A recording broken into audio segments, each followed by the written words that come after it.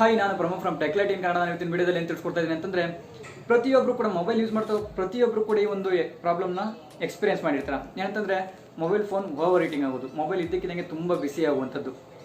ಯಾಕೆ ಈ ರೀತಿಯಾಗಿ ಆಗುತ್ತೆ, ಏನು ಪ್ರಾಬ್ಲಮ್ಮು, ಮೊಬೈಲ್ ಪ್ರಾಬ್ಲಮ್ ಅಥವಾ ಬ್ಯಾಟ್ರಿ ಪ್ರಾಬ್ಲಮ್ಮ, ಮತ್ತು ಇದಕ್ಕೆ ಸೊಲ್ಯೂಷನ್ ಏನೋ, ಈ ಎಲ್ಲದ್ರ ಬಗ್ಗೆ ಹಾಗೆ ಒಂದಿಷ್ಟು ಟಿಪ್ಸ್ ಕೂಡ ಈ ವಿಡಿಯೋದಲ್ಲಿ ತಿಳಿಸ್ಕೊಡ್ತೀನಿ. ವಿಡಿಯೋನ ಸ್ಕಿಪ್ ಮಾಡಿದೆ ಕಡೆವರೆಗೂ ನೋಡಿ, ಒಂದೊಳ್ಳೆ ಇನ್ಫಾರ್ಮೇಷನ್ನ ತಿಳಿಸ್ಕೊಡ್ತೀನಿ ಅಂತ ಹೇಳ್ತಾ, ನೀವಿನ ನಮ್ಮ ಚಾನಲ್ಗೆ ಸಬ್ಸ್ಕ್ರೈಬ್ ಆಗಿಲ್ಲ ಅಂದರೆ ಕೂಡ ಸಬ್ಸ್ಕ್ರೈಬ್ ಆಗಿ ಮತ್ತು ಪಕ್ಕದಲ್ಲಿರೋ ಬೆಲ್ ಐಕನ್ ಕ್ಲಿಕ್ ಮಾಡಿ. ಇದರಿಂದ ನಾವು ಮಾಡೋ ಪ್ರತಿಯೊಂದು ವಿಡಿಯೋದ ಇನ್ಸ್ಟಂಟ್ ನೋಟಿಫಿಕೇಶನ್ ನಿಮಗೆ ಬಂದು ಸಿಗುತ್ತೆ ಅಂತ ಹೇಳ್ತಾ ಬನ್ನಿ ವಿಡಿಯೋ ಶುರು ಮಾಡಿ.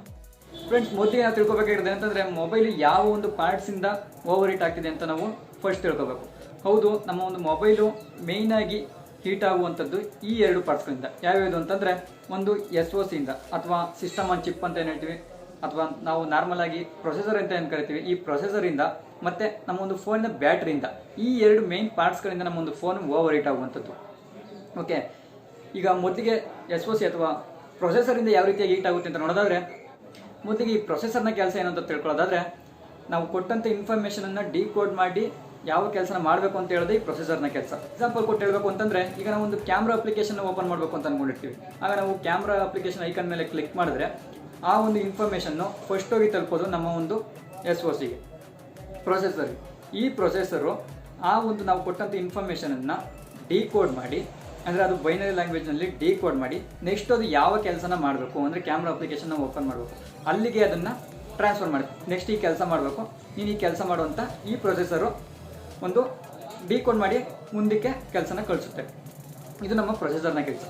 ಇಂಥ ಪ್ರೊಸೆಸರ್ಗೆ ನಾವು ಅಧಿಕ ಒತ್ತಡನ ಕೊಡೋದ್ರಿಂದ, ಅಂದರೆ ಹೆಚ್ಚು ಪ್ರೆಷರ್ ನೀಡೋದ್ರಿಂದ, ಯಾವ ರೀತಿ ಅಂತಂದರೆ, ಒಂದೇ ಟೈಮ್ನಲ್ಲಿ ಹೆಚ್ಚು ಟಾಸ್ಕ್ನ ಮಾಡೋದು, ಅಂದರೆ ಮಲ್ಟಿ ಟಾಸ್ಕಿಂಗ್ ಆಪ್ಷನ್ ಇರುತ್ತೆ, ಅದಕ್ಕೂ ಮೀರಿ ಅತಿಯಾದ ಒತ್ತಡವನ್ನು ನೀಡೋದು, ಮತ್ತು ಈ ವೈಫೈ, ಬ್ಲೂಟೂತು, GPS ಎಲ್ಲನೂ ಒಟ್ಟಿಗೆ ಆನ್ ಮಾಡಿರೋದು, ಈ ರೀತಿ ಎಲ್ಲ ಒಂದು ಕಾರಣಗಳಿಂದ ಹೆಚ್ಚಿನ ಪ್ರೆಷರು ಈ ಒಂದು ಪ್ರೊಸೆಸರ್ ಮೇಲೆ ಬೀಳುತ್ತೆ. ಯಾಕಂದರೆ ಫಸ್ಟ್ ಇನ್ಫಾರ್ಮೇಷನ್ ಹೋಗೋದೇ ಈ ಪ್ರೊಸೆಸರ್ ಮೇಲೆ. ಈ ಪ್ರೊಸೆಸರ್ ಮೇಲೆ ಹೆಚ್ಚಿನ ಒತ್ತಡ ಬಿದ್ದಾಗ ನಿಮ್ಮ ಒಂದು ಫೋನು ಇದು ಆಟೋಮೆಟಿಕ್ಲಿ ಬಿಸಿ ಆಗುತ್ತೆ. ಅದೇ ಟೈಮಲ್ಲಿ ಫೋನು ತುಂಬ ಸ್ಲೋ ಕೂಡ ಆಗುತ್ತೆ. ಓಕೆನಾ? ಅದರಿಂದ ನಾನು ಏನು ಹೇಳ್ತೀನಿ ಅಂತಂದರೆ, ದಯವಿಟ್ಟು ನಿಮಗೆ ಯೂಸ್ ಇದ್ದಾಗ ಮಾತ್ರ ಅಪ್ಲಿಕೇಶನ್ಗಳನ್ನ ಯೂಸ್ ಮಾಡ್ತೀರಿ, ಇಲ್ವಾ ಅದನ್ನು ಕ್ಲೋಸ್ ಮಾಡಿ. ಮತ್ತು ಈ ಬ್ಲೂಟೂತು, ವೈಫೈ, ಹಾಟ್ಸ್ಪಾಟ್, GPS ಇದನ್ನು ಅವಶ್ಯಕತೆ ಇದ್ದಾಗ ಮಾತ್ರ ಯೂಸ್ ಮಾಡಿ, ಇಲ್ಲ ಅಂತಂದರೆ ಆಫ್ ಮಾಡಿರಿ. ಇದ್ರ ಮುಖಾಂತರ ನಿಮ್ಮ ಒಂದು ಪ್ರೊಸೆಸರ್ನ ಒತ್ತಡವನ್ನು ಕಮ್ಮಿ ಮಾಡೋದು, ಅದರಿಂದ ನಿಮ್ಮ ಒಂದು ಫೋನು ಬಿಸಿ ಆಗೋದು ತಪ್ಪುತ್ತೆ. ಓಕೆನಾ? ಈ ಫೋನಿನ ಬ್ಯಾಟ್ರಿಯಿಂದ ಫೋನು ಹೀಟ್ ಆಗುವಂಥದ್ದು ಯಾವ ರೀತಿ ಆಗುತ್ತೆ ಅಂತಂದರೆ, ಫೋನ್ನ ಮ್ಯಾನುಫ್ಯಾಕ್ಚರ್ಗಳು ಮೊದಲೇ ಫೋನನ್ನು ಮ್ಯಾನುಫ್ಯಾಕ್ಚರ್ ಮಾಡಬೇಕಾದ್ರೆ ಒಂದು ಫೋನಿನ ಬ್ಯಾಟ್ರಿನ ಕಳಪೆ ಮಟ್ಟದ ಬ್ಯಾಟ್ರಿನ ಹಾಕಿರೋದ್ರಿಂದ ಒಂದು ಫೋನು ಆಟೋಮೆಟಿಕ್ಲಿ ಬೇಗನೆ ಹೀಟ್ ಆಗುತ್ತೆ, ಬೇಗ ಬಿಸಿ ಆಗಿಬಿಡುತ್ತೆ.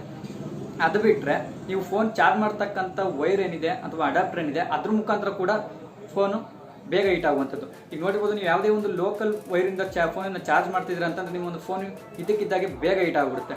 ಅದರಿಂದ ನಾನು ಏನು ಹೇಳ್ತೀನಿ ಅಂತಂದರೆ, ನಿಮ್ಮ ಒಂದು ಫೋನಿನ ವೈರನ್ನು ಚೇಂಜ್ ಮಾಡಿ.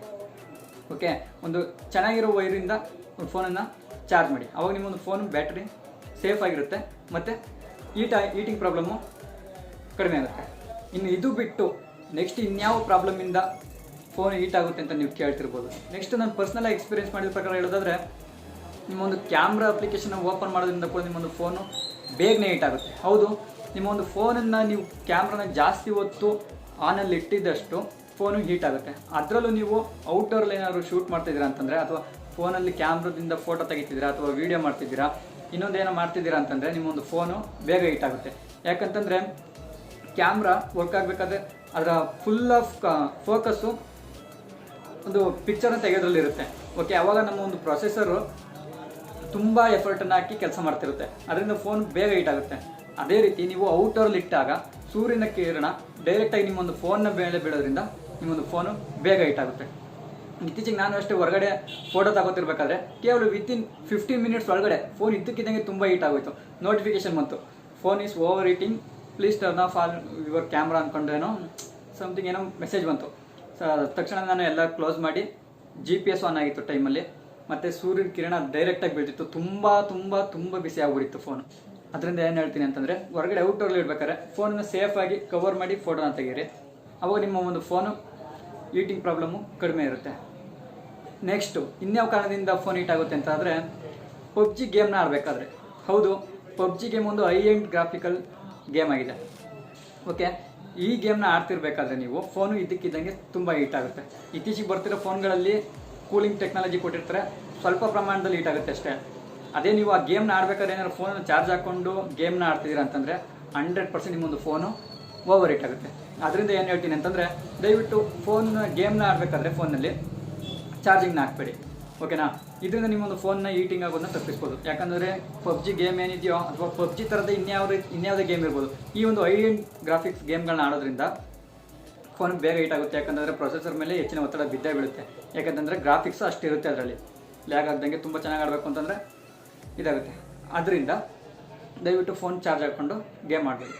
ನೆಕ್ಸ್ಟ್, ಫೋನ್ ಹೀಟ್ ಆಗದೆ ಇರೋ ಥರ ಒಂದು ಫೋನ್ನ ಸೆಲೆಕ್ಟ್ ಮಾಡಬೇಕು ಅಂತಂದರೆ ನನ್ನ ಪ್ರಕಾರ ನೀವು ಒಂದು ಒಳ್ಳೆ ಪ್ರೊಸೆಸರ್ ಇರ್ತಕ್ಕಂಥ ಫೋನನ್ನು ತಗೊಳ್ಳೋದ್ರಿಂದ ನಿಮ್ಮ ಒಂದು ಫೋನಿನ ಹೀಟಿಂಗ್ ಪ್ರಾಬ್ಲಮ್ನ ಕಡಿಮೆ ಮಾಡ್ಕೋಬೋದು. ಹೌದು, ನಿಮ್ಮ ಒಂದು ಫೋನ್ನಲ್ಲಿ ಒಂದು ಹೈ ಎಂಡ್ ಪ್ರೊಸೆಸರ್ ಇತ್ತು ಅಂತಂದರೆ ನಿಮ್ಮೊಂದು ಫೋನು ಹೀಟಿಂಗ್ ಆಗೋದು ತುಂಬ ಕಮ್ಮಿ ಆಗುತ್ತೆ. ಯಾಕಂದರೆ ಎಲ್ಲ ಕೆಲಸನ ನಿರ್ವಹಿಸೋದೇ ಈ ಪ್ರೊಸೆಸರ್ ಕ್ವಾಲಿಟಿ ಚೆನ್ನಾಗಿದ್ದರೆ ನಿಮ್ಮೊಂದು ಫೋನ್ನ ಕೆಲಸಗಳು ಬೇಗ ಆಗುತ್ತೆ ಮತ್ತು ಯಾವುದೇ ರೀತಿಯ ಹೀಟಿಂಗ್ ಆಗೋದಿಲ್ಲ. ನೋಡಿರ್ಬೋದು, ಈಗ ಕ್ವಾಡ್ ಕೋರ್ ಇದೆ, ಡ್ಯೂಯಲ್ ಕೋರ್ ಇದೆ, ಆಕ್ಟಾ ಕೋರ್ ಇದೆ, ಈ ರೀತಿಯ ಒಂದು ಪ್ರೊಸೆಸರ್ಗಳಿದೆ. ನೀವು ಆಕ್ಟಾ ಕೋರ್ ಇರ್ತಕ್ಕಂಥ ಪ್ರೊಸೆಸರ್ಗಳನ್ನ ಹೆಚ್ಚು ಫೋನ್ನ ತಗೋಬೇಕು. ಯಾಕೆಂತಂದರೆ ಅಟ್ ಎ ಟೈಮ್ ಒಂದೇ ಟೈಮ್ನಲ್ಲಿ ತುಂಬ ಕೆಲಸನ ಮಾಡೋದು ಆಕ್ಟಾ ಕೋರ್ ಪ್ರೊಸೆಸರ್ಗಳು. ಈಗ ಬರ್ತಿರೋ ಫೋನ್ಗಳಲ್ಲೆಲ್ಲ ಆಕ್ಟಾ ಕೋರ್ ಪ್ರೊಸೆಸರ್ ಇದ್ದೇ ಇರುತ್ತೆ. ಓಕೆ, ಅದರಿಂದ ಏನು ಹೇಳ್ತೀನಿ ಅಂತಂದರೆ ಹೈ ಎಂಡ್ ಪ್ರೊಸೆಸರ್ ಇರ್ತಕ್ಕಂಥ ಒಂದು ಫೋನನ್ನು ತಗೊಳ್ಳಿ.